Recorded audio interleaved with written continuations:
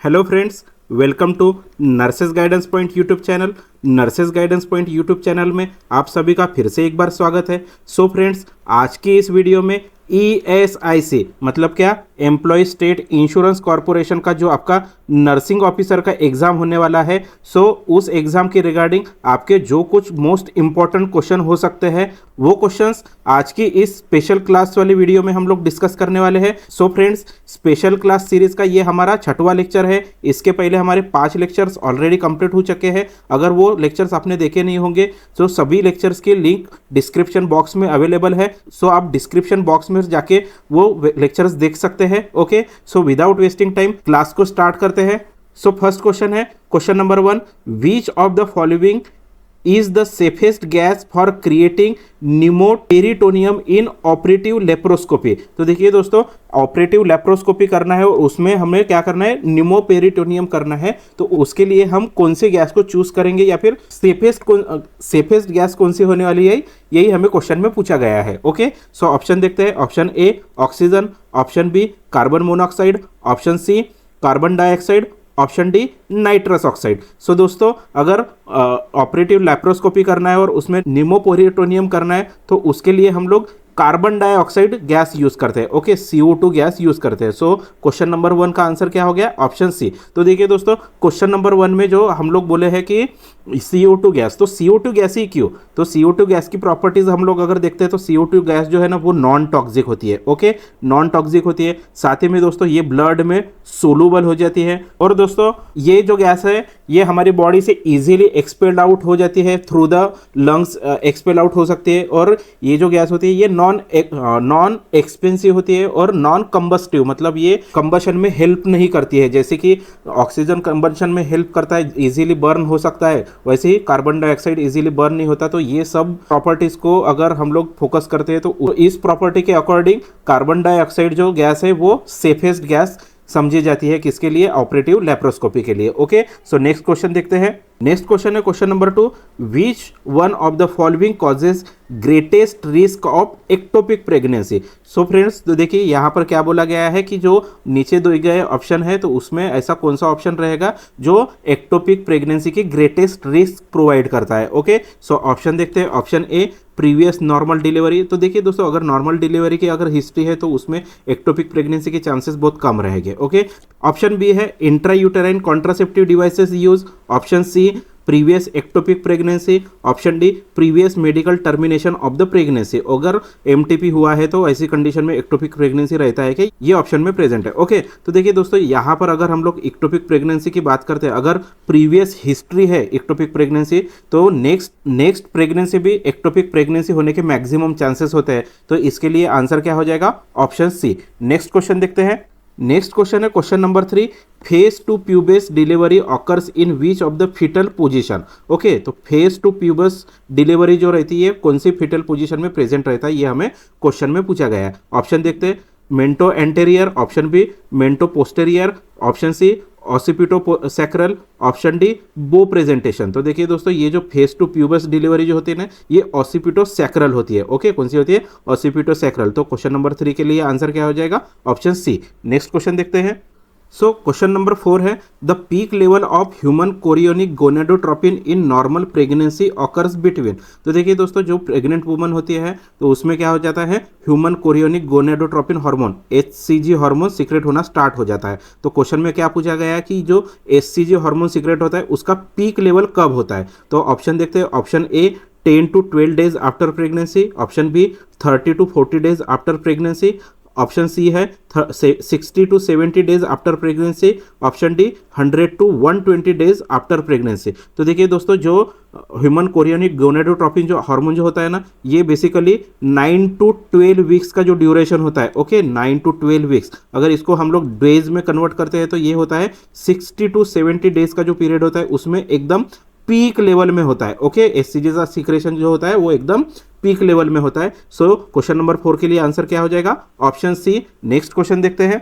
Next question है question number 5, the second most common site for endometriosis after ovary is. तो देखिए दोस्तों, ये जो एंडोमेट्रियोसिस होता है ओवरी में कॉमनली होता है, लेकिन ओवरी के बाद में सेकेंड मोस्ट कॉमन साइट क्या है। ओके, तो ऑप्शन देखते हैं। Option A outer surface of the uterus, option B peritoneum of the pouch of Douglas, option C round ligament, option D fallopian tube. तो देखिए दोस्तों, ये एंडोमेट्रियोसिस जो है ना, ये कहीं पर भी हो सकता है। ओके, जो पेल्विस की जो साइट है, कौन सी भी साइट में, ऑलमोस्ट कोई भी साइट में हो सकता है। लेकिन अगर मोस्ट कॉमन की बात करते हैं, अगर ओवरी के बाद में अगर मोस्ट कॉमन की बात करते हैं ना, तो ये होता है जो पेरिटोनियम में पाउच ऑफ डगलस होता है, उसमें होता है। ओके, सो क्वेश्चन नंबर 5 के लिए आंसर क्या हो जाएगा? Option B. नेक्स्ट क्वेश्चन देखते हैं। नेक्स्ट क्वेश्चन है question number 6। A patient who just delivered at home present with 3rd degree perennial tier, you will do the repair. तो देखिए दोस्तों, अगर एक पेशेंट है और उसकी जो डिलीवरी थी वो उसके घर में कंप्लीट हो चुकी है, तो उसके बाद में जब डिलीवरी हुई तो लेकिन जो टीयर जो था वो 3rd डिग्री का पेरिनियल टीयर था, तो वैसी सिचुएशन में अगर वो पेशेंट आपके पास में आता है तो उसका रिपेयर आप कब करेंगे? इमीडिएटली करेंगे, आफ्टर 24 आवर्स करेंगे, आफ्टर 6 वीक्स करेंगे, या फिर आफ्टर 3 मंथ्स? तो देखिए दोस्तों, अगर 3rd डिग्री पेरिनियल टीयर है तो 3rd डिग्री पेरिनियल टीयर में जो पेरिनियल मसल होती है और जो एनल स्फिंक्टर जो होते हैं, इंटरनल एनल स्फिंक्टर और एक्सटर्नल एनल स्फिंक्टर, सभी इन्वॉल्व हो जाते हैं। उसकी वजह से जो ब्लड लॉस होता है वो मैसी होता है। तो हमें क्या करना है? जो रिपेयर है वो इमीडिएटली परफॉर्म करना है। ओके, कब करना है? Immediately perform. So question number 6 के लिए आंसर क्या हो जाएगा? ऑप्शन ए, इमीडिएटली। ओके, तो देखिए हम लोग अगर पेरिनियल टीयर की बात करते हैं तो इसमें 4 डिग्री तक पेरिनियल टीयर हो सकता है। अगर 1st डिग्री की बात करते हैं तो 1st डिग्री में जो पेरिनियल स्किन होती है, ओके, पेरिनियल स्किन इन्वॉल्व होती है। 2nd डिग्री का अगर टीयर रहता है तो उसमें पेरिनियम तो इन्वॉल्व होता ही है, लेकिन पेरिनियल मसल भी इन्वॉल्व होती है। ओके, पेरिनियल स्किन तो इन्वॉल्व होती है, साथ ही में पेरिनियल मसल भी इन्वॉल्व होता है। लेकिन यहां पर देखिए दोस्तों, एनल स्फिंक्टर इन्वॉल्व नहीं होते हैं। ओके, फिर उसके बाद का जो टीयर होता है वो 3rd डिग्री टीयर होता है। 3rd डिग्री टीयर में क्या हो जाता है? जो इंजरी होती है वो पेरिनियल स्किन को होती है, साथ ही में दोस्तों यहाँ पर पेरिनियल मसल इन्वॉल्व होते हैं, और साथ ही में यहाँ पे anal sphincter, internal anal sphincter और एक्सटर्नल एनल स्फिंक्टर दोनों भी इन्वॉल्व होते हैं। ओके, और उसके बाद में है 4th डिग्री टीयर। तो 4th डिग्री टीयर में एनल स्फिंक्टर भी यहाँ पर इन्वॉल्व हो जाते हैं, मतलब जो सभी का सभी पूरा का पूरा स्ट्रक्चर यहाँ पर इन्वॉल्व रहेगा। ओके, मतलब पेरिनियल स्किन हो गया, फिर पेरिनियल मसल, फिर उसके बाद में एनल स्फिंक्टर, और उसके साथ में दोस्तों रेक्टल म्यूकोजा भी यहाँ पर इन्वॉल्व हो जाता है। ओके, रेक्टल म्यूकोजा भी यहाँ पर इन्वॉल्व हो जाता है। सो ये क्या हो जाएगा? 4th डिग्री टीयर हो जाएगा। सो क्वेश्चन नंबर 6 के लिए आंसर क्या हो जाएगा? ऑप्शन ए। नेक्स्ट क्वेश्चन देखते हैं। नेक्स्ट क्वेश्चन है question number 7। The gestational sac is first visible on transvaginal USG by. तो देखिए दोस्तों, यूएसजी जो होता है वो 2 टाइप का होता है। ओके, कितने टाइप का होता है? 2 टाइप का। एक होता है एब्डोमिनल यूएसजी होता है, और उसके बाद में होता है एक ट्रांसवजाइनल यूएसजी होता है। ओके, तो ये हमें क्या पूछा गया है क्वेश्चन में? ट्रांसवजाइनल यूएसजी में जेस्टेशनल सैक कब दिखाई देती है? तो देखिए, ये जो जेस्टेशनल सैक होती है ये हमें 30 डेज में दिखाई देती है। ओके, विजिबल होती है। तो क्वेश्चन नंबर 7 के लिए आंसर क्या हो जाएगा? Option A. फिर नेक्स्ट क्वेश्चन देखते हैं। नेक्स्ट क्वेश्चन है question number 8। A 30-year-old housewife reports 6 months amenorrhoea, her serum LH and FSH are high with low estradiol levels. Okay, What is the most likely cause of amenorrhea in this context? तो देखिए दोस्तों, यहाँ पर कैसे एक house wife है, कितने years old है? 30 ईयर्स ओल्ड, मतलब एकदम यंग एज की लेडी है। ओके, उसमें क्या हुआ है? 6 मंथ से अमेनोरिया प्रेजेंट है, और अगर उसका हम लोग सीरम प्रोफाइल करते हैं तो सीरम प्रोफाइल में हमें LH जो है वो और FSH जो है वो दोनों भी हमें हाई दिखाई दे रहे हैं। ओके, LH और FSH हमें क्या दिखाई दे रहे हैं? हाई दिखाई दे रहे हैं, और यहाँ पर एस्ट्रेडियोल का लेवल जो है वो डिक्रीज है। ओके, एस्ट्रेडियोल क्या है? यहाँ पर डिक्रीज है। सो हमें प्रोबेबल कॉज क्या हो सकता है? तो देखिए दोस्तों, बेसिकली अगर हम लोग फिजियोलॉजी की बात करते हैं तो इसमें जो FSH जो होता है ना, FSH क्या करता है? स्टिमुलेट करता है ओवरीज को। ओके, ओवरीज को स्टिमुलेट करता है किसके लिए? To produce the estrogen. Okay, to produce the estrogen. लेकिन जब एस्ट्रोजन का लेवल डिक्रीज हो जाता है तब क्या हो जाता है? ये FSH क्या होता है? बढ़ जाता है। ओके, एस्ट्रोजन का लेवल डिक्रीज हो जाता है तो FSH क्या करता है? उसको सीक्रेट करने के लिए और ज्यादा अमाउंट में सीक्रेट होना स्टार्ट हो जाता है। और साथ ही में दोस्तों यहाँ पर क्या हो जाता है? एस्ट्रेडियोल की लेवल भी क्या हो जाती है? डिक्रीज हो जाती है। ओके, एस्ट्रेडियोल की लेवल क्या हो जाती है? डिक्रीज हो जाती है। ये सभी जो फाइंडिंग्स है ये हमें प्री मैच्योर मेनोपॉज में दिखाई देती है। ओके, किस में दिखाई देती है? Premature menopause. So option देखते हैं। ऑप्शन ए पिट्यूटरी ट्यूमर, नहीं। Option B polycystic ovarian disease, नहीं। ऑप्शन सी एक्सरसाइज इंड्यूस्ड, नहीं। Option D premature menopause. So देखिए दोस्तों, ये हमें हमारा आंसर मिल चुका है, ऑप्शन डी है हमारा answer. Okay, so next question देखते हैं। नेक्स्ट क्वेश्चन है question number 9। The Pearl index of the contraceptive failure is expressed as a rate per. तो देखिए यहाँ पर हमें क्या बोला गया है, जो Pearl index of contraceptive failure, जो कॉन्ट्रासेप्टिव कंज्यूम करते हैं तो कॉन्ट्रासेप्टिव के फेलियर का जो पर्ल इंडेक्स है वो हम कैसे एक्सप्रेस करते हैं। ओके, तो ऑप्शन देखते हैं। Option 1 woman per year, 10 womens per year. Option C 100 womens per year. Option D 1000 womens per year. तो देखिए दोस्तों, ये जो पर्ल इंडेक्स है उसमें हम लोग 100 वुमन को कंसिडर करते हैं। ओके, पर ईयर में क्या कंसिडर करते हैं? 100 वुमन को। सो क्वेश्चन नंबर 9 का आंसर क्या हो जाएगा? ऑप्शन सी हो जाएगा। ओके, सो नेक्स्ट क्वेश्चन देखते हैं। नेक्स्ट क्वेश्चन है question number 10। Match list 1 with list 2 and select the correct answer using the code given below the list. तो देखिए यहाँ पर लिस्ट 1 में कुछ कंडीशंस दी गई है और लिस्ट 2 में वो कंडीशन में कौन सी प्रोसीजर परफॉर्म कर सकते हैं ये हमें दिया गया है। ओके, सो देखते हैं। पहली कंडीशन क्या है? Hand prolapse. तो हैंड प्रोलैप्स में हम लोग कौन सी प्रोसीजर परफॉर्म करेंगे? प्लासेंटल डिलीवरी में कौन सी प्रोसीजर परफॉर्म करेंगे? फिर उसके बाद में extended arms of the breech at delivery, उसकी इसमें कौन सी प्रोसीजर फॉलो करेंगे? और डीप ट्रांसफर अरेस्ट है तो उसके लिए हम लोग कौन सी प्रोसीजर फॉलो करेंगे, यही हमें फाइंड आउट करना है। तो देखिए दोस्तों, जो हैंड प्रोलैप्स होता है, ओके, तो हैंड प्रोलैप्स में हम लोग ऑलवेज डीकैपिटेशन करेंगे। ओके, क्या करेंगे? डीकैपिटेशन। तो डीकैपिटेशन कहाँ दिख रहा है हमें? 2 नंबर पे। तो ए के लिए कोड क्या हो जाएगा? 2 हो जाएगा। फिर उसके बाद में है प्लासेंटल डिलीवरी। अगर प्लासेंटल डिलीवरी है दोस्तों तो उसके लिए हम लोग ब्रैंड एंड्रू प्रोसीजर करते हैं। ओके, क्या करते हैं? Brand Andrew procedure. तो बी के लिए कोड क्या हो जाएगा? 3। फिर उसके बाद में extended arm of breach delivery. तो देखिए extended arm of breach delivery है ना, उसके लिए हम लोग लाउसेट टेक्निक यूज करते हैं। ओके, कौन सी टेक्निक यूज करते हैं? लाउसेट टेक्निक। तो सी के लिए कोड क्या हो जाएगा? 1। फिर उसके बाद में है deep transfer arrest. Deep transfer arrest के लिए हम लोग क्या करेंगे? Vacuum extraction. तो डी के लिए कोड हो जाएगा 4। सो कोड्स कौन से मिले हैं? 2, 3, 1, 4। ओके, सो ऑप्शन देखते हैं। ऑप्शन ए क्या दिया गया है? ए के लिए 2 दिया गया है, बी के लिए 3 दिया गया है, सी के लिए 1 दिया गया है, डी के लिए 4। तो देखिए दोस्तों, हमें ऑप्शन ए में ही हमारा आंसर मिल चुका है। सो क्वेश्चन नंबर 10 के लिए आंसर क्या हो जाएगा? ऑप्शन ए। नेक्स्ट क्वेश्चन देखते हैं। नेक्स्ट क्वेश्चन है question number 11। The pattern of disease in community describe in terms of important factor which influence इस ऑकरेंस इज नोन एज। तो देखिए दोस्तों, कम्युनिटी में डिसीज का पैटर्न है उसको डिस्क्राइब करने के लिए हम लोग क्या इंपॉर्टेंट फैक्टर को कंसिडर करते हैं और क्या क्या होता है उसकी वजह से विच इन्फ्लुएंस द ऑकरेंस, तो उसको हम लोग क्या बोलेंगे? तो option A experimental epidemiology, option B compounding, option C iceberg phenomena, option D community diagnosis. तो देखिए दोस्तों, यहाँ पर क्या बोला है? कम्युनिटी में जो डिसीज है, पैटर्न ऑफ डिसीज है, उसको हम लोग डिस्क्राइब करना है तो उसको हम लोग कम्युनिटी डायग्नोसिस बोलेंगे। क्या बोलेंगे? Community diagnosis. Okay, so question number 11 का आंसर क्या हो जाएगा? ऑप्शन डी हो जाएगा। तो कम्युनिटी डायग्नोसिस में basically social, physical and biological environmental factors include रहते हैं। ओके, तो इसका जो पर्पज रहता है दोस्तों, तो ये हमें जो एग्जिस्टिंग प्रॉब्लम्स है उसे डिटरमाइन करना है और उसके बाद में जो हमारे पास में अवेलेबल रिसोर्सेस है और रिसोर्सेस को हम लोग क्या करेंगे? प्रायोरिटीज में सेट करेंगे। किसके लिए? For planning, implementation and evaluation of the health action for community. Okay, so question number 11 के लिए आंसर क्या था? Option D community diagnosis. Next question देखते हैं। नेक्स्ट क्वेश्चन है क्वेश्चन नंबर 12।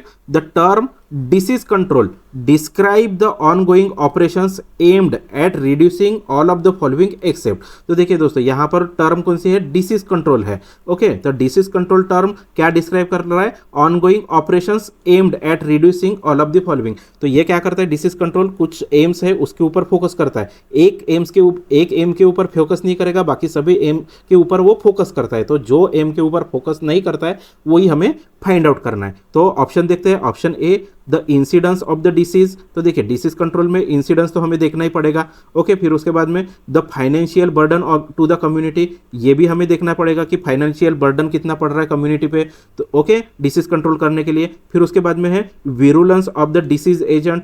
फिर ऑप्शन डी है प्रिवेंशन ऑफ द कॉम्प्लिकेशन। जो कॉम्प्लिकेशन होते हैं डिसीज ओके, डिसीज के जो कॉम्प्लिकेशन होते हैं तो ये भी हमें प्रिवेंट करना ही पड़ेगा डिसीज कंट्रोल में। ओके, तो ये भी हमारा करेक्ट रहेगा। तो हम लोग क्या इसमें इंक्लूड नहीं करेंगे, virulence of the disease. Virulence of the disease मतलब क्या हो गया, जो वायरसेस की डिसीज प्रोड्यूसिंग कैपेसिटी होती है उसी को ही हम लोग विरुलेंस बोलते हैं। तो डिसीज कंट्रोल में हम लोग विरुलेंस के ऊपर कंट्रोल नहीं कर सकते। ओके, बाकी सब चीज़ों के लिए, बाकी सब चीज़ों के ऊपर हम लोग फोकस कर सकते हैं, लेकिन विरुलेंस के ऊपर फोकस नहीं कर सकते। सो क्वेश्चन नंबर 12 के लिए आंसर क्या हो जाएगा, ऑप्शन सी हो जाएगा। नेक्स्ट क्वेश्चन देखते हैं। नेक्स्ट क्वेश्चन है question number 13, due to which of the following does seasonal trend of the disease occurs. तो देखिए दोस्तों क्या बोला है कि due to which of the following, जो नीचे दिए गए कुछ सेंटेंस है तो उस सेंटेंस को हम लोग अगर कंसीडर करते हैं तो कौन से सेंटेंस ऐसे रहेंगे कि जो हमें बताएंगे कि डिसीज सीजनल ट्रेंड्स में होते हैं जो डिसीज कॉज कर सकते हैं। ओके, सो पहला सेंटेंस है वेक्टर वेरिएशन,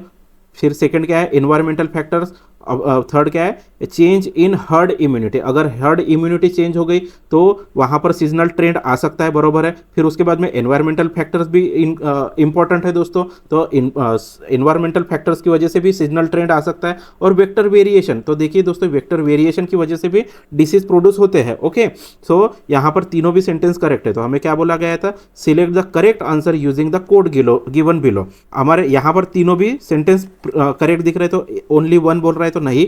फिर ऑप्शन बी क्या बोल रहा है 2 एंड 3 नहीं। ऑप्शन सी क्या बोल रहा है 1 एंड 3 ओनली नहीं। और ऑप्शन डी क्या बोल रहा है 1 2 एंड 3। तो देखिए दोस्तों हमें हमारा आंसर मिल चुका है ऑप्शन डी में। ओके, सो क्वेश्चन नंबर 13 के लिए आंसर क्या हो जाएगा, ऑप्शन डी हो जाएगा। ओके, सो नेक्स्ट क्वेश्चन देखते हैं। नेक्स्ट क्वेश्चन है question number 14, excessive nitrates in drinking water can produce. तो देखिए अगर ड्रिंकिंग वाटर में एक्सेसिव नाइट्रेट प्रेजेंट है तो उसकी वजह से क्या हो सकता है, यही हमें क्वेश्चन में पूछा गया है। तो ऑप्शन देखते हैं। Option A hypochromic microcytic anaemia, option B methaemoglobinaemia, option C polycythaemia vera, option D haemophilia. तो देखिए दोस्तों अगर ड्रिंकिंग वाटर में एक्सेसिव अमाउंट में नाइट्रेट प्रेजेंट है तो उसकी वजह से हमें मिथेमोग्लोबिनेमिया हो सकता है। ओके, क्या हो सकता है, मिथेमोग्लोबिनेमिया। ओके, तो ये मिथेमोग्लोबिनेमिया है दोस्तों, इसी को हम लोग ब्लू बेबी सिंड्रोम बोलते हैं। ओके, क्या बोलते हैं, ब्लू बेबी सिंड्रोम बोलते हैं। ओके, तो ये किसकी वजह से होता है, एक्सेसिव नाइट्रेट की वजह से होता है। अगर ड्रिंकिंग वाटर में एक्सेसिव नाइट्रेट्स प्रेजेंट है तब होता है। ओके, सो नेक्स्ट क्वेश्चन देखते हैं। नेक्स्ट क्वेश्चन है question number 15, calcium content of milk is lowest in the milk of. तो देखिए दोस्तों ऐसा कौन सा मिल्क है जिसमें कैल्शियम कंटेंट लो अमाउंट में प्रेजेंट रहता है। Option A human, option B goat, option C cow, option D buffalo. तो देखिए जो कैल्शियम कंटेंट है ना वो सबसे लोवेस्ट ह्यूमन मिल्क में होता है। ओके, किस में होता है, ह्यूमन मिल्क में। तो ह्यूमन मिल्क में ये अराउंड 28 मिलीग्राम होता है पर 100 ml। ओके, सबसे ज़्यादा हाईएस्ट जो होता है ना ये बफेलो में प्रेजेंट होता है। ओके, बफेलो के मिल्क में सबसे ज़्यादा कैल्शियम कंटेंट प्रेजेंट होता है। ये कितना होता है, ये अराउंड 210 mg पर 100 ml होता है। ओके, फिर उसके बाद में तो गोट का जो है यहाँ पर गोट में 120 mg पर 100 ml इतना होता है। और अगर काऊ की बात करते हैं तो काऊ में 120 mg पर 100 ml इतना होता है। ओके, सो क्वेश्चन नंबर 15 के लिए आंसर क्या था, ऑप्शन ए। नेक्स्ट क्वेश्चन देखते हैं। नेक्स्ट क्वेश्चन है question number 16, what is the time limit for registration of a birth. तो देखिए दोस्तों अगर बर्थ हुआ है तो बर्थ का हमें रजिस्ट्रेशन करना है तो उसके लिए टाइम लिमिट क्या दी गई है। Option A 7 days, option B 14 days, option C 21 days, option D 3 days. तो देखिए दोस्तों अगर central birth and death registration act 1969 के अकॉर्डिंग अगर देखते हैं ना तो इसमें जो बर्थ का जो टाइम लिमिट दिया है रजिस्ट्रेशन के लिए वो दिया गया है 21 डेज का। ओके, सो क्वेश्चन नंबर 16 के लिए आंसर क्या हो जाएगा, ऑप्शन सी 21। नेक्स्ट क्वेश्चन देखते हैं। नेक्स्ट क्वेश्चन है question number 17, tuberculosis in HIV positive individual is characterized by which of the following. Okay, तो देखिए अगर HIV पॉजिटिव पर्सन है, इंडिविजुअल है, उसमें अगर ट्यूबरकुलोसिस हो जाता है तो हमें कौन सी कैरेक्टरिस्टिक्स दिखाई देती है, यही हमें क्वेश्चन में पूछा गया है। ओके, तो इसमें ये 4 सेंटेंस दिए गए हैं और क्या बोला गया है, select the correct answer using the code given below. तो सेंटेंस पढ़ लेते हैं। मोर फ्रीक्वेंट नेगेटिव स्पुटम स्मीयर। तो देखिए HIV का अगर पेशेंट है तो उसमें अगर ट्यूबरकुलोसिस हो जाता है और उसका हम लोग अगर स्पुटम स्मीयर करते हैं तो मोर फ्रीक्वेंटली हमें नेगेटिव स्पुटम स्मीयर दिखाई देता है। ओके, फिर उसके बाद में है मोर फॉल्स निगेटिव ट्यूबरकुलिन टेस्ट। तो देखिए जो ट्यूबरकुलिन टेस्ट जो है ना, मोर फॉल्स, बहुत ज़्यादा फॉल्स नेगेटिव ट्यूबरकुलिन टेस्ट दिखाई देती है। ओके, फिर उसके बाद में दोस्तों यहाँ पर क्या बोला गया है, मोर एक्स्ट्रा पल्मोनरी ट्यूबरकुलोसिस। हाँ, pulmonary, more extra pulmonary tuberculosis भी ज़्यादा अमाउंट में प्रेजेंट होता है, किसमें, अगर HIV का पेशेंट है और उसमें अगर ट्यूबरकुलोसिस हुआ है तब। ओके, फिर उसके बाद में more cavitating lesions in lungs as shown by the x-ray, chest x-ray. तो देखिए अगर हम लोग चेस्ट एक्सरे करते हैं तो उसमें मोर कैविटेटिंग लेजन्स प्रेजेंट रहते हैं क्या, ऐसे बोला गया है। तो देखिए अगर HIV का पेशेंट है और उसको ट्यूबरकुलोसिस हुआ है तो उसमें कैविटेटिंग, ज़्यादा अमाउंट में कैविटेटिंग प्रेजेंट नहीं रहता है, तो ये सेंटेंस रॉन्ग हो गया। तो हमें आंसर कौन सा मिला है, कौन से सेंटेंस करेक्ट मिले, 1, 2 और 3 सेंटेंस करेक्ट मिला है। ओके, सो ऑप्शन देखते हैं। ऑप्शन ए 1 and 2 ओनली, नहीं। ऑप्शन बी 3 and 4 ओनली, नहीं। Option C 1, 2 and 3। तो देखिए दोस्तों यहाँ पर हमें हमारा आंसर मिल चुका है। सो क्वेश्चन नंबर 17 के लिए आंसर क्या हो जाएगा, option C 1, 2 and 3 only. Okay, so next question देखते हैं। नेक्स्ट क्वेश्चन है question number 18, with which one of the following respiratory lesion is smoking not associated. तो देखिए दोस्तों ऐसा कौन सा रेस्पिरेटरी लेजन है जिसमें स्मोकिंग का कुछ रोल नहीं है। ओके, स्मोकिंग एसोसिएटेड नहीं रहेगा। ओके, सो ऑप्शन देखते हैं। ऑप्शन है क्रोनिक ब्रोंकाइटिस। देखिए क्रोनिक ब्रोंकाइटिस स्मोकिंग की वजह से होता है। फिर उसके बाद में एम्फाइजिमा भी स्मोकिंग की वजह से हो सकता है। फिर उसके बाद में सार्काइडोसिस, और फिर उसके बाद में बोला है लंग कार्सिनोमा। तो देखिए दोस्तों लंग कार्सिनोमा भी स्मोकिंग की वजह से होता है। तो हमारा आंसर क्या हो जाएगा, ऑप्शन सी सार्काइडोसिस। तो बेसिकली ये सार्काइडोसिस जो है ना दोस्तों, ये इन्फ्लामेटरी डिसीज है। उसमें क्या हो जाता है, जो हमारे बॉडी के मल्टीपल ऑर्गन्स अफेक्ट हो जाते हैं। मोस्टली जो लंग्स होते हैं, ओके, लंग्स मोस्टली अफेक्ट होते हैं, बाकी भी हमारे बॉडी के ऑर्गन्स अफेक्ट तो होते हैं, लेकिन मोस्टली लंग्स और जो लिम्फ ग्लैंड होती है, okay, lungs and lymph gland यहाँ पर इन्वॉल्व होती है, ओके, अफेक्ट होती है। लेकिन इसका रोल स्मोकिंग से कुछ नहीं है, स्मोकिंग का इसमें कुछ रोल नहीं होता है। ओके, सार्काइडोसिस में। सो क्वेश्चन नंबर 18 के लिए आंसर क्या हो जाएगा, ऑप्शन सी। नेक्स्ट क्वेश्चन देखते हैं। नेक्स्ट क्वेश्चन है question number 19, match list 1 with list 2 and select the correct answer using code given below the list. तो देखिए दोस्तों यहाँ पर लिस्ट 1 में हेल्थ एजुकेशन मेथड्स दी गई है और लिस्ट 2 में उसकी कैरेक्टरिस्टिक्स दी गई है। ओके, तो पहली क्या है, सिंपोजियम, फिर उसके बाद में पैनल डिस्कशन, फिर उसके बाद में वर्कशॉप, फिर उसके बाद में रोल प्ले। तो सिंपोजियम की जो कैरेक्टरिस्टिक्स होती है तो ये हमें फाइंड आउट करना है। सिंपोजियम की कैरेक्टरिस्टिक क्या होती है, सिंपोजियम में हम लोग सीरीज ऑफ स्पीचेस रहती है। ओके, एक सिलेक्टेड सब्जेक्ट पे सीरीज ऑफ स्पीचेस रहते हैं। तो देखते हैं हम लोग सीरीज ऑफ स्पीचेस कहाँ लिखा गया है, situation is dramatise arriving at a plan series of speeches. तो देखिए यहाँ पर हमें मिला है सिंपोजियम मतलब क्या हो गया, series of speeches on selected subject. तो ए के लिए कोड क्या हो जाएगा, 3 हो जाएगा। फिर उसके बाद में है पैनल डिस्कशन। तो पैनल डिस्कशन जो होता है दोस्तों, उसमें हम लोग जो स्पीकर्स होते हैं, ओके, तो स्पीकर्स के बीच में ही डिस्कशन होते रहता है। ओके, तो उसको हम लोग क्या बोलते हैं, पैनल डिस्कशन।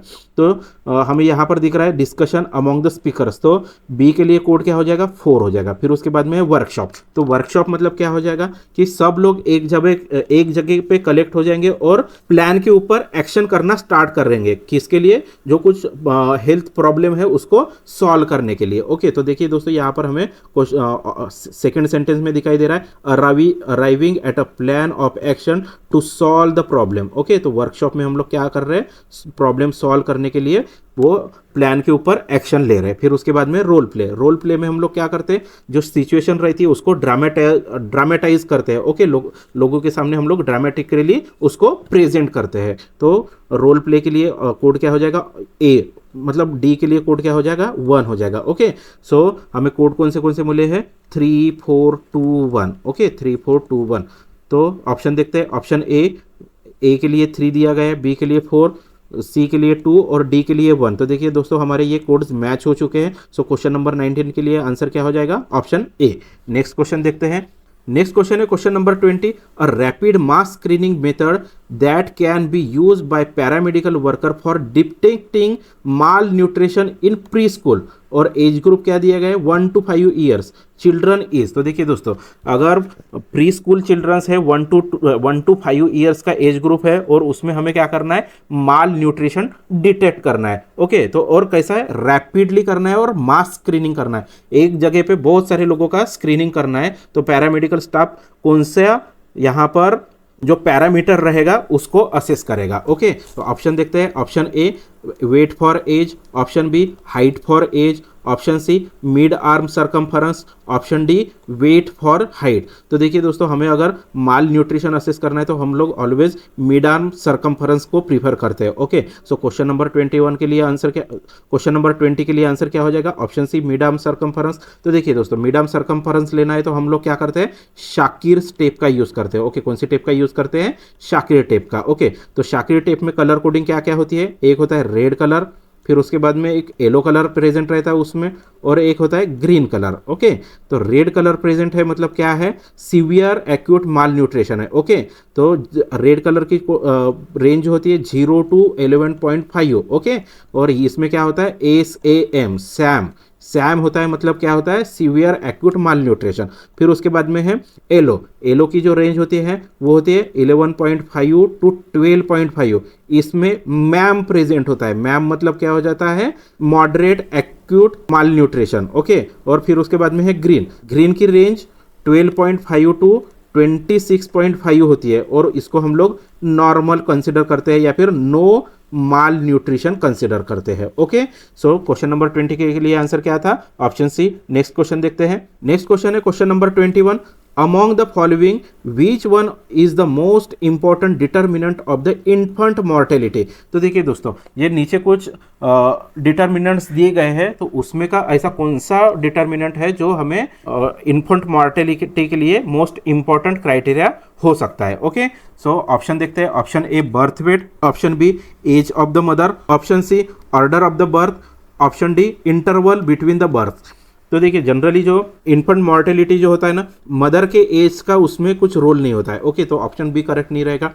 ऑर्डर भी वहाँ पर कुछ मायने नहीं रखता। फिर उसके बाद में इंटरवल बिटवीन बर्थ, देखिए अगर 1 साल का भी डिफरेंस है तो भी ऐसा कुछ होता नहीं है जनरली कि उसमें इंटरवल अगर कम भी रहा तो भी इन्फेंट मॉर्टेलिटी में उतना कुछ फर्क नहीं गिरता है। ओके, लेकिन देखिए दोस्तों, यहाँ पर अगर बर्थ वेट कम है, ओके, मोर देन 4500 अगर बर्थ वेट है तब इन्फेंट मॉर्टेलिटी हो सकती है, या फिर लेस देन 2500 है। ओके, लेस देन 2500 2500 ग्राम से अगर कम वेट है तो उसमें इन्फेंट मॉर्टेलिटी होने के चांसेस होते हैं। और अगर 2500 ग्राम से अगर नीचे बर्थ वेट होता है तो उसको हम लोग LBW बोलते हैं। Okay, low birth weight baby बोलते हैं। ओके, क्या बोलते हैं? LBW बेबी बोलते हैं। ओके, सो क्वेश्चन नंबर 21 के लिए आंसर क्या हो जाएगा? ऑप्शन ए बर्थ वेट हो जाएगा। नेक्स्ट क्वेश्चन देखते हैं। क्वेश्चन नंबर 22 है विच one of the following indicators is not included in millennium development goal. Okay, तो MDG। ओके, MDG, तो MDG मतलब क्या होता है? Millennium development goal. तो मिलेनियल डेवलपमेंट गोल में कौन सा इंडिकेटर इंक्लूड नहीं किया गया है, यही हमें क्वेश्चन में पूछा गया है। ऑप्शन ए मैटरनल मॉर्टेलिटी रेशियो, तो देखिए मैटरनल मॉर्टेलिटी रेशियो भी इंक्लूडेड है। ओके, फिर उसके बाद में अंडर 5 मॉर्टेलिटी रेट, ये भी इंक्लूडेड है। फिर उसके बाद में मलेरिया डेथ रेट पर 1 lakh children. Okay, 0 to 4 years of age, तो ये एज ग्रुप को भी यहाँ पर इंक्लूड किया है। मलेरिया डेट को भी यहाँ पर मिलेनियम डेवलपमेंट गोल में इंक्लूड किया गया है। ओके, लेकिन जो TB डेथ रेट को मिलेनियम डेवलपमेंट गोल में इंक्लूड किया गया नहीं है। ओके, तो ये मिलेनियम डेवलपमेंट गोल जो है ना दोस्तों, ये के पार्क की बुक में एकदम डिटेल में दिया गया है। अगर आपके पास में वो बुक है तो आप पढ़ सकते हैं। ओके, सो नेक्स्ट क्वेश्चन देखते हैं। नेक्स्ट क्वेश्चन है question number 23। Severity of the disease is measured by. तो देखिए हमें क्या करना है? जो डिसीज की सीवियरिटी है वो मेजर करना है। तो वो कैसे मेजर कर सकते हैं? रिलेटिव रिस्क, फिर उसके बाद में और attributed risk, option C incidence rate, option D case fatality ratio. तो देखिए हमें अगर डिसीज की सीवियरिटी असेस करना है तो उसमें फैटेलिटी रेट कितना है ये हमें असेस करना पड़ेगा। ओके, मतलब क्या? केस फैटेलिटी रेट, जो जितने लोग वो डिसीज से सफ़र कर रहे हैं उसमें कितना फैटल है वो डिसीज। ओके, तो ये हमें कंसिडर करना होता है। तो क्वेश्चन नंबर 23 के लिए आंसर क्या हो जाएगा? Option D case fatality ratio. Severity of disease कैसे हम लोग असेस करेंगे? केस फैटेलिटी रेशियो से असेस करेंगे। ओके, तो केस फैटेलिटी रेट मतलब क्या हो जाएगा? जो डिसीज की किलिंग पावर होता है, ओके, किलिंग पावर होता है उसको ही हम लोग क्या बोलेंगे? फैटेलिटी रेट बोलेंगे। Killing power of disease, killing, या फिर हम लोग रेशियो भी निकाल सकते हैं between death and case. Okay, ratio between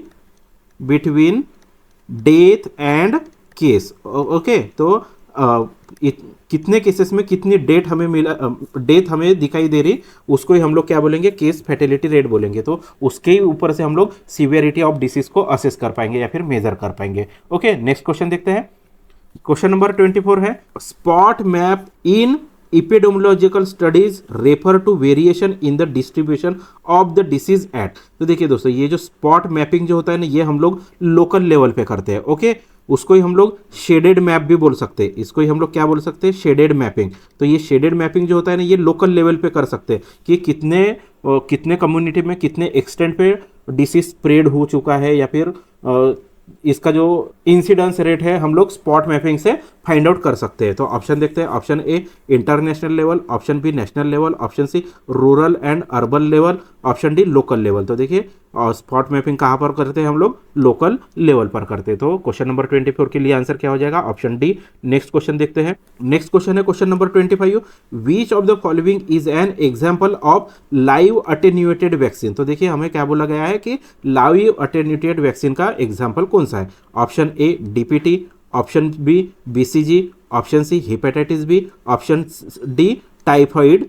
okay, तो देखिए यहाँ पर जो डीपीटी जो है ना दोस्तों, ये टॉक्साइड वैक्सीन है। ओके, कौन सी है, टॉक्साइड वैक्सीन है। ओके, फिर उसके बाद में बीसीजी, तो बीसीजी जो होती है ना, ये लाइव अटेन्यूएटेड वैक्सीन होती है। ओके, तो क्वेश्चन नंबर 24 के लिए आंसर क्या हो जाएगा, ऑप्शन बी। और यहाँ पर हमें हिपेटाइटिस दिख रहा है, हिपेटाइटिस बी जो होती है ये रिकॉम्बिनेंट वैक्सीन होती है। ओके, कौन सी होती है, रिकॉम्बिनेंट वैक्सीन होती है। और टाइफाइड जो होती है ना, ये कील्ड वैक्सीन होती है। ओके, कौन सी होती है, कील्ड वैक्सीन होती है। सो क्वेश्चन नंबर 24 के लिए आंसर, 25 के लिए आंसर क्या हो जाएगा, ऑप्शन बी। नेक्स्ट क्वेश्चन देखते हैं। नेक्स्ट क्वेश्चन है question number 26, which of the following are the features of rubella. तो देखिए रूबेला के कौन से फीचर, रूबेला में कौन से फीचर्स प्रेजेंट रहते हैं, यही हमें क्वेश्चन में पूछा गया है। ओके, सो सेंटेंस पढ़ते हैं। सेंटेंस, पहला सेंटेंस क्या है, rashes appear within 24 hours of the onset of the symptoms. हाँ, अगर रूबेला का इन्फेक्शन होता है तो उसके सिम्टम्स ऑनसेट होते हैं, तो उसके विद इन 24 आवर्स में हमें रैशेस दिखाई देते हैं। तो ये सेंटेंस करेक्ट है। फिर उसके बाद में incubation period is 2 to 3 weeks. तो रूबेला का जो इंक्यूबेशन पीरियड है वो 2 to 3 वीक्स का है। तो ये सेंटेंस भी करेक्ट है। फिर उसके बाद में है false membrane is formed in the throat.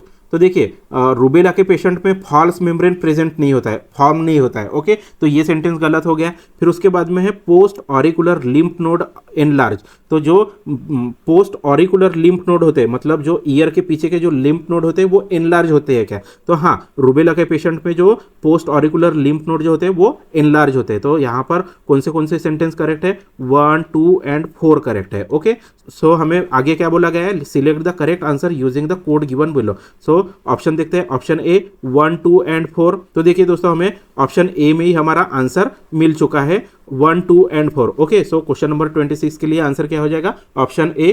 तो देखिए दोस्तों, यहाँ पर क्या बोला गया था, false membrane is formed in the throat. तो देखिए ये जो फॉल्स मेम्ब्रेन जो होता है ये हमें डिप्थेरिया के पेशेंट में दिखाई देता है। ओके, कौन से पेशेंट में दिखाई देता है, डिप्थेरिया के पेशेंट में दिखाई देता है, ना कि हमें रूबेला के पेशेंट में दिखाई देता है। तो डिप्थेरिया में फॉल्स मेम्ब्रेन थ्रोट में प्रेजेंट होता है। ओके, सो नेक्स्ट क्वेश्चन देखते हैं। नेक्स्ट क्वेश्चन है question number 27, iodine can be used for the disinfection of which of the following. तो देखिए दोस्तों, ये आयोडीन का हम लोग डिसइंफेक्शन के लिए यूज कर सकते हैं, लेकिन किस चीज के, कौन से डिसइंफेक्शन के लिए यूज कर सकते हैं, वही हमें क्वेश्चन में पूछा गया है। तो पहला है वाटर, फिर उसके बाद में फिकस, फिर उसके बाद में यूरिन, फिर उसके बाद में स्किन। तो देखिए दोस्तों, वाटर के प्यूरिफिकेशन के लिए हम लोग आयोडीन का यूज करते हैं, लेकिन फिकस के डिसइंफेक्शन के लिए या फिर यूरिन के डिसइंफेक्शन के लिए हम लोग आयोडीन का यूज़ नहीं करते। इवन जो स्किन का डिसइंफेक्शन करना है उसके लिए भी हम लोग आयोडीन का यूज़ करते हैं। जनरली जो पोविडोन आयोडीन होता है, ओके, पोविडोन आयोडीन, उसको ही हम लोग दूसरी लैंग्वेज में बीटाडिन बोलते हैं। ओके, क्या बोलते हैं, बीटाडिन बोलते हैं। ओके, तो ये बीटाडिन क्या होता है, ये हम लोग बीटाडिन को as a skin antiseptic use कर सकते हैं। ओके, ये जो आयोडीन होता है ना दोस्तों, इसकी अगर प्रॉपर्टी की बात करते हैं तो ये वीरिसाइडल होता है। ओके, वायरस को भी मारता है। फिर उसके बाद में ये स्पोरिसाइडल भी होता है। ओके, स्पोर्स को भी किल करता है। फिर उसके बाद में ये बैक्टीरिसाइडल भी होता है। ओके, बैक्टीरियाज को भी ये किल करता है। ओके, सो हमें कौन से करेक्ट मिले हैं, 1 एंड 4 करेक्ट मिला है। ओके, सो तो क्या बोला गया है, select the correct answer using the code given below. तो ऑप्शन ए ओनली 1 नहीं, ऑप्शन बी 1 and 4 ओनली। तो देखिए दोस्तों, हमें हमारा आंसर मिल चुका है ऑप्शन बी में। सो क्वेश्चन नंबर 27 के लिए आंसर क्या हो जाएगा, ऑप्शन बी। नेक्स्ट क्वेश्चन देखते हैं। नेक्स्ट क्वेश्चन है question number 27, Sullivan index is an indicator of. तो देखिए, ये जो सुलिवन इंडेक्स है ये हम लोग कम्युनिटी में यूज़ करते हैं, लेकिन ये किसके लिए यूज़ करते हैं, मॉर्टेलिटी के लिए, मॉर्बिडिटी के लिए, डिसेबिलिटी के लिए यूज़ करते हैं, या फिर हेल्थ केयर डिलीवरी के लिए करते हैं। तो देखिए, ये जो सुलिवन इंडेक्स जो होता है ये हम लोग डिसेबिलिटी के लिए यूज़ करते हैं। ओके, किसके लिए यूज़ करते हैं, डिसेबिलिटी के लिए। सो क्वेश्चन नंबर 28 के लिए आंसर क्या हो जाएगा, ऑप्शन सी। नेक्स्ट क्वेश्चन देखते हैं। नेक्स्ट क्वेश्चन है question number 29, which one of the following mosquitoes is responsible for transmitting Japanese encephalitis. Okay, तो जापानीज एन्सेफेलाइटिस JE ट्रांसमिट करने के लिए कौन सा मॉस्किटो रिस्पॉन्सिबल होता है, ये हमें फाइंड आउट करना है। जापानीज एन्सेफेलाइटिस होता है ना दोस्तों, ये क्यूलेक्स मॉस्किटो से ट्रांसमिट होता है। ओके, कौन से मॉस्किटो से ट्रांसमिट होता है, क्यूलेक्स मॉस्किटो से। अगर इसके हम लोग फैमिली देखते हैं तो ये फ्लैवी वायरस के कैटेगरी में आता है। Okay, फ्लैवी virus. ओके, और अगर स्पेशली क्यूलेक्स में अगर हम लोग स्पेशली बात करते हैं तो ये क्यूलेक्स ट्राइटेनियोरिंकस की वजह से स्प्रेड होता है। ओके, सो ऑप्शन देखते हैं, ऑप्शन ए क्यूलेक्स ट्राइटेनियोरिंकस। तो देखिए दोस्तों, यहाँ पर हमें ऑप्शन ए में ही हमारा आंसर मिल चुका है। ओके, सो क्वेश्चन नंबर 29 के लिए आंसर क्या था, ऑप्शन ए। नेक्स्ट क्वेश्चन देखते हैं। क्वेश्चन नंबर 30 है, the primary route of administration of measles vaccine is. तो देखिए, मीजल्स वैक्सीन हम लोग प्राइमरीली कौन से रूट से एडमिनिस्टर करता है, यही हमें क्वेश्चन में पूछा गया है। Okay, so option A subcutaneous, option B intradermal, option D intravenous, option D intranasal. तो देखिए, ये जो मीजल वैक्सीन है ना, ये हम लोग सबक्यूटेनियसली देते हैं पेशेंट को। ओके, कैसे देते हैं, सबक्यूटेनियसली। सो क्वेश्चन नंबर 30 के लिए आंसर क्या हो जाएगा, ऑप्शन ए सबक्यूटेनियस। तो देखिए दोस्तों, अगर ओरल की अगर बात करते हैं ना, तो ओरल में हम लोग जो ओरल पोलियो वैक्सीन होता है, स्पेशली जो सैबिन वैक्सीन होता है वो देते हैं। फिर उसके बाद में जो रोटा वायरस वैक्सीन होता है वो भी हम लोग ओरली देते हैं। फिर उसके बाद में वाइटामिन अगर देना है, वाइटामिन का जो वैक्सीनेशन करना है, ओके, विटामिन ए प्रोफाइलैक्सिस करना है, तो वो भी हम लोग ओरली देते हैं। फिर उसके बाद में अगर IM की बात करते हैं, ओके, इंट्रामस्कुलर की अगर बात करते हैं, तो उसमें हम लोग TT, ओके, DT या फिर TT जो होता है वो हम लोग IM रूट से देते हैं। फिर उसके बाद में जो हेपेटाइटिस B वैक्सीन है, फिर उसके बाद में साल्क वैक्सीन है, पोलियो के लिए ही देते हैं। साल्क, देखिए पोलियो के लिए जनरली 2 टाइप की वैक्सीन होती है। ओके, पोलियो के लिए कितनी टाइप की वैक्सीन होती है, 2 टाइप के लिए, एक होती है सैबिन वैक्सीन और सेकेंड क्या होता है, साल्क वैक्सीन। सैबिन वैक्सीन जो होती है दोस्तों ये ओरल होती है, और साल्क वैक्सीन IM फॉर्म में देते हैं। ओके, तो साल्क वैक्सीन देते हैं। फिर उसके बाद में जो पेंटावैलेंट वैक्सीन है, ओके, पेंटावैलेंट वैक्सीन वो भी IM रूट से देते हैं। और जापानीज एन्सेफेलाइटिस की जो वैक्सीन है वो भी हम लोग IM रूट से देते हैं। फिर उसके बाद में दोस्तों एक रूट है इंट्राडर्मल। ओके, तो इंट्राडर्मल के रूट से हम लोग जनरली BCG वैक्सीन देते हैं। ओके, BCG किसके लिए देते हैं, ट्यूबरकुलोसिस के लिए देते हैं। फिर उसके बाद में एक रूट होता है सबक्यूटेनियस, तो सबक्यूटेनियस रूट से हम लोग MR वैक्सीन देते हैं। MR में क्या आता है, मीजल्स और रूबेला। ओके, कौन सा मीजल्स और रूबेला, और हमें क्वेश्चन में भी मीजल्स के बारे में पूछा गया था। तो क्वेश्चन नंबर 30 के लिए आंसर क्या हो जाएगा, ऑप्शन ए सबक्यूटेनियस। ओके, तो देखिए दोस्तों, इस प्रकार से इस वीडियो में हम लोगों ने 30 क्वेश्चंस कवर किए हैं। ओके, सो दोस्तों ये वीडियो कैसे लगा ये हमें कमेंट बॉक्स में जरूर बताएं। अगर दोस्तों ये वीडियो आपको पसंद आया होगा तो इस वीडियो को लाइक करो। साथ ही में दोस्तों ये वीडियो आपकी इतर साथियों को भी शेयर करो, ताकि मैक्सिमम लोगों को इस वीडियो का फायदा हो सके। ओके, सो दोस्तों इसके साथ में आप nurses guidance point YouTube channel को भी सब्सक्राइब करो। दोस्तों चैनल सब्सक्राइब करने के बाद में बेल आइकन को प्रेस करना ना भूलिए, ताकि आने वाली सभी वीडियो की नोटिफिकेशन आप तक इजीली पहुंच सके। और दोस्तों अगर आपको इस क्वेश्चन का PDF चाहिए होगा तो उसके लिए आपको हमारे टेलीग्राम ग्रुप से ज्वाइन होना पड़ेगा। टेलीग्राम ग्रुप की लिंक डिस्क्रिप्शन बॉक्स में अवेलेबल है। तो मिलते हैं दोस्तों नेक्स्ट वीडियो में नेक्स्ट पार्ट के साथ में, तब तक के लिए जय हिंद, जय भारत।